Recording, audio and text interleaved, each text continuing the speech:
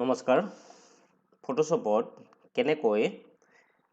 এটা ফটোত আন এখন ফটো লগাই দিব পাৰি সেইটো দেখুৱাবলৈ ওলাইছো নিশ্চয় আমাৰ এই ভিডিঅ'টো চাই আপোনালোকে ভাল পাব গতিকে চাই থাকিব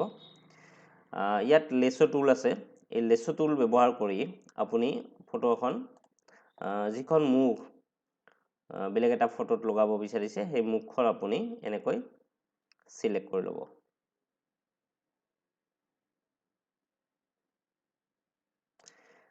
তাৰ পিছত আপুনি এটো কপিও কৰিব পাৰে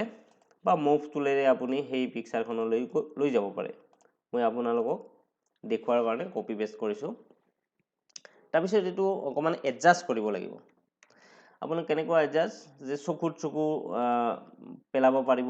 লাগিব আৰু ওঠত ওঠ তো এই মতে আপুনি অকমান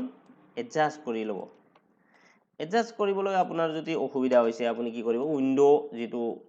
মেনু আছে তাত ক্লিক কৰি লেয়াৰখন উলিয়াই লব লেয়াৰ যেটো উইন্ডো সেইখন আনিলে আপুনি opacity বুলি এটা অপচন পাব হেতু অকমান কমাই দিলে আপুনি গম পাব যে তলৰ পিকচাৰটো ফ্লু কট আছে বা তলৰ পিকচাৰটোৰ চকু কট আছে এটো আপুনি এনেকৈ এডজাস্ট কৰি লব আৰু যদি আপুনি ভাবে যে মোৰ ফটোখন অকমান ডাঙৰ হৈছে কাটিব লগা আছে এটা সাইড তেতিয়া আপুনি হেই একে লেছো টুল ব্যৱহাৰ কৰি কাটিব লাগিব আপুনি ব্ৰাছ ব্যৱহাৰ নকৰিব এটো মনত ৰাখিব তো মই অকমান কাটিব লগা আছিল এইখিনি কাটি দিলো লেছো টুল ব্যৱহাৰ কৰি যেতিয়া আপোনাৰ ফটো দুখন মিলোৱা হ'ব তাৰ পিছত opacity টো আকৌ আপুনি 100% কৰি থব এটো মনত ৰাখিব তাৰ পিছত আপুনি কন্ট্ৰোল প্ৰেছ কৰি এই যেটো লেয়াৰ 1 আছে মই দেখুৱাই দিছো আপোনাক লেয়াৰ 1 কত আছে এইখিনিত লেয়াৰ 1 ৰ এটা বক্স দেখা পাব সেই লেয়াৰ 1 ৰ বক্সত আপুনি কি কৰিব লাগিব কন্ট্ৰোল প্ৰেছ কৰি ইয়াত ক্লিক কৰি দিব এবাৰ দিলে আপোনাৰ যিখন ফটো সিলেক্ট হৈ যাব চাওক এইখন সিলেক্ট হৈ গৈছে এতিয়া আপুনি কি কৰিব লাগিব সিলেক্ট যেটো অপচন ওপৰত আছে মেনু সিলেক্ট মেনুত ক্লিক কৰি মডিফাই অপচনলৈ আহি কন্ট্ৰাক্ট বুলি এটা অপচন আছে তাত ক্লিক কৰি আপুনি ইয়াত 5 লিখি ওকে ওকে ক্লিক কৰাৰ পিছত এবাৰ আপুনি এই যেটো আই বুটাম আছে আকৌ এটো চাওক এইখিনিতে এটা আই বুটাম আছে লেয়াৰ 1 ৰ তো আই বুটামটোত ক্লিক কৰি ফটোখন নাইকিয়া কৰি দিব অকমান সময় হাইড কৰি দিব তাৰ পিছত যেটো ব্যাকগ্ৰাউন্ড পাব তলত ব্যাকগ্ৰাউন্ড আছে তাত ডাবল ক্লিক কৰিব মই ব্যাকগ্ৰাউন্ডত ডাবল ক্লিক কৰাৰ পিছত এইখন আহিছে এটা ওকে ক্লিক কৰি দিয়াৰ লগে এটা লেয়াৰ আৰু ক্ৰিয়েট হৈ গৈছে হেতু আপুনি কি কৰিব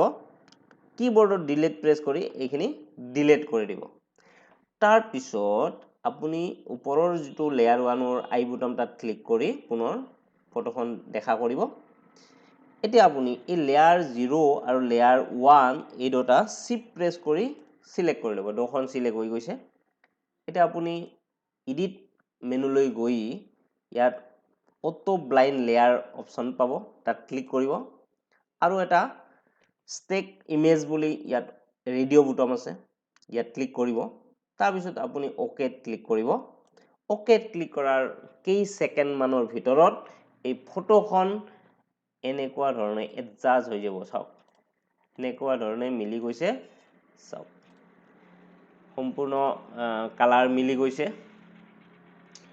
তো নিশ্চয় আমাৰ এই ভিডিওটো আপোনালোকে ভাল পাইছে যদি আমাৰ এই ভিডিওটো ভাল পাইছে আমাৰ চেনেলটো যদি আপুনি এতিয়াও সাবস্ক্ৰাইব কৰা নাই অনুগ্ৰহ কৰি সাবস্ক্ৰাইব কৰিব আৰু ভিডিওটো যিমান পাৰে শেয়াৰ কৰি দিব আজিলৈকে মানে ধন্যবাদ